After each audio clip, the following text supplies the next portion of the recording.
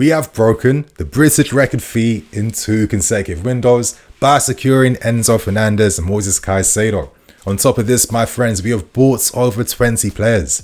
We've spent nearly 900 million and we are getting close to that 1 billion mark.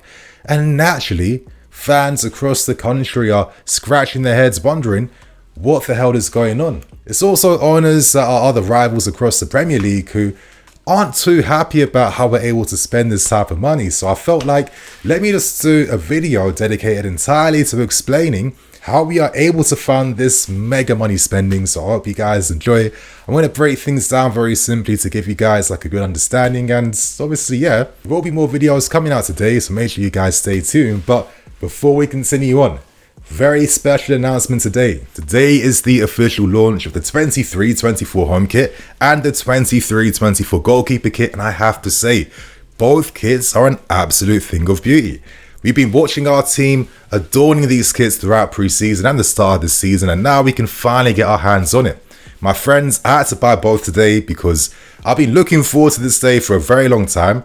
And of course, I used my discount code NINI10 to get 10% off my final order at checkout. So for anyone interested in buying these sponsorless versions of our shirts this season, my friends, you have to be fast because these things are selling out like crazy. But don't worry. In the future, they are going to release the Vapor kit on the club's official website. I'll give you guys the announcement for that. If you guys want to find it independently, I think the Nike website was selling that, but again, it's selling out even faster than the stuff in the mega store, so good luck with that. And of course, it's a sponsorless version only.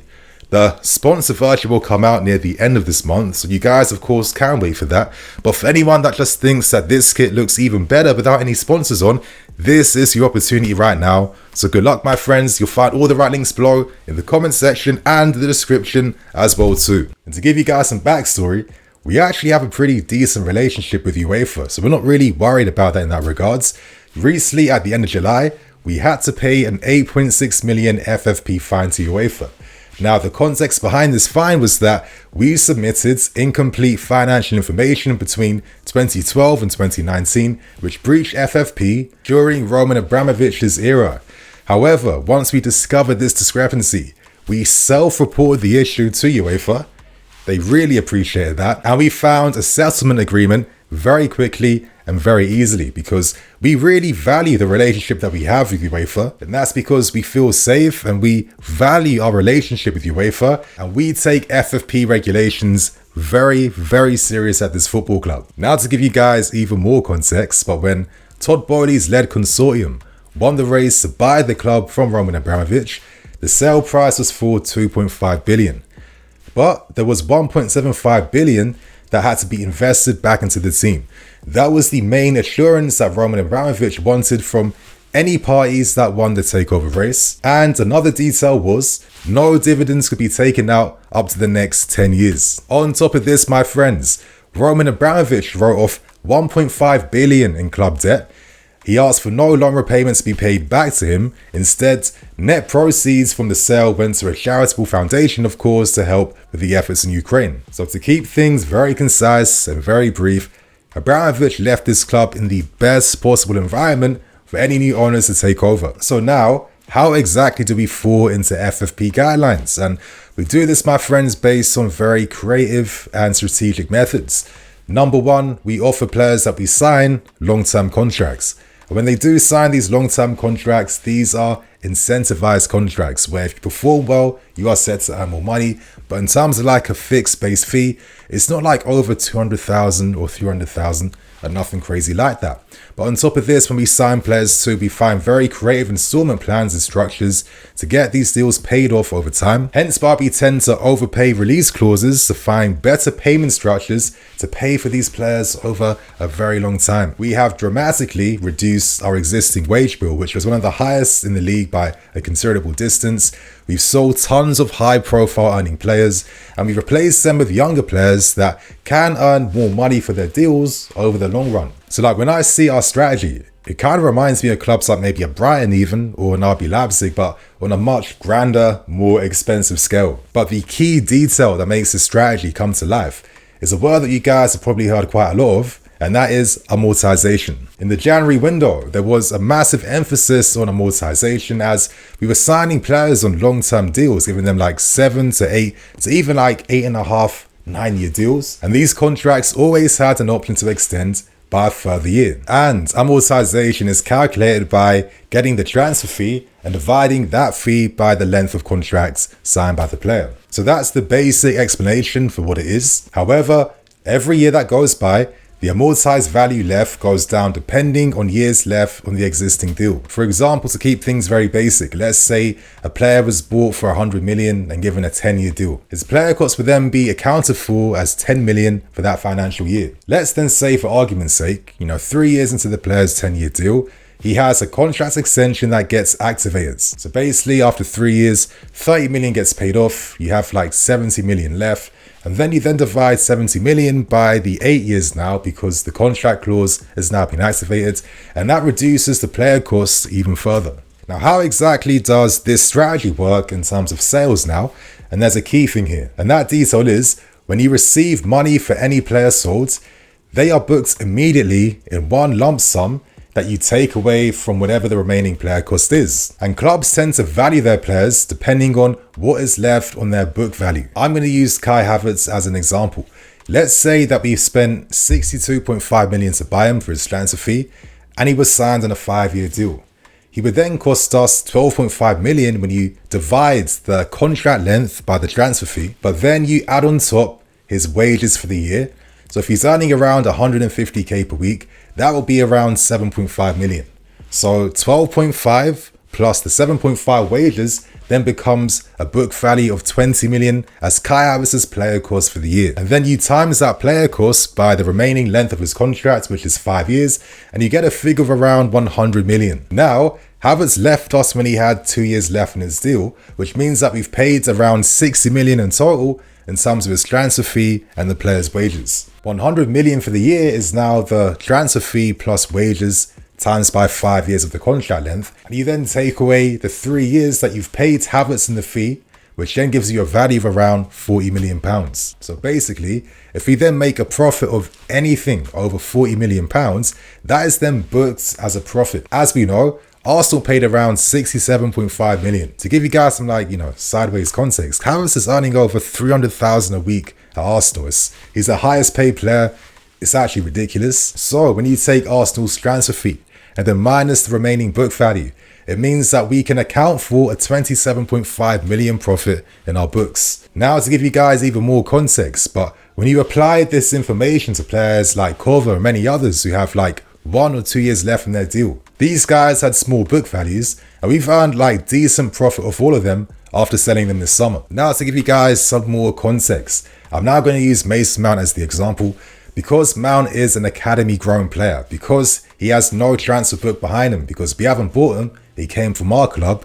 It means that his player cost is only his wages for the year, and Mount was only earning up to 80,000 a week when he signed his contract extension like 2 years ago. We sold him for 60 million to Man United. That counts as pure profit recorded. And now apply this logic now to Loftus-Cheek, and then maybe players like Gallagher or Breuer or Hudson-Odoi or Trevor Chalobah, and then you can see how selling players from your academy can give you guys like massive book values at the end of the year. So now that you guys have a bit of an understanding behind how this works, let's now apply everything we've learned now to our current spending in the market. We've currently spent over 900 million on players since our owners took over.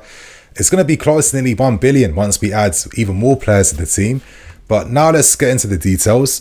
Let's look at the first summer of spending last year. Most signings came last season, and we spent around 600 million out of the total 900 million that we've spent currently. Now, players that we signed last summer, they signed contract lengths from like 7 to 9 years. So let's say on average, that's 8-year contracts given out to players. So what you then do is you take the 600 million spent, divide that by 8, and then you get 75 million per year for the next 8 years. Now, you have to take into account players that you've sold in that year, and we generated around 65 million in player sales last season. So 600 million take away 65 million gives you 535 million. You then divide 535 million by the 8-year contract lengths given out to players, and you get around like 70 to 69 million per year.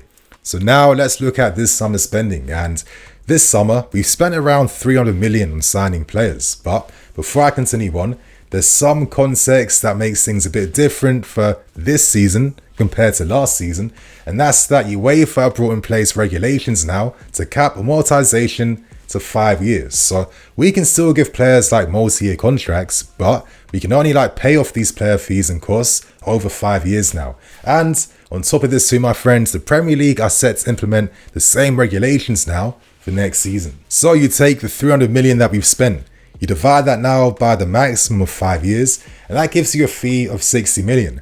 But what makes things interesting now is that this summer, we've generated sales up to the tune of 200 million. And remember, whenever you receive money for players sold, you can literally deduct them as lump sums immediately. So you take the 60 million cost for this season, you take it away from the player sales, and that means that you're up now 140 million in terms of the book value. And for the final calculation, now that you have a figure of 140 million, you now deduct that from last season's net spend, which is around 70 million. And that now means you got 70 million in credit over 2 seasons of spending. So it's a very nice olive branch at this point in time. But to end things, my friends, what exactly is now the plan to make sure that we don't fall foul? Because if we're spending this type of money, we are spending this money to win and be successful. And if we aren't any of those things, things would be a bit sticky in the future. However, you're not going to spend money like this and take a massive gamble without having any safety nets or strategies or plans to fall back to. Now, one advantage we have this season is that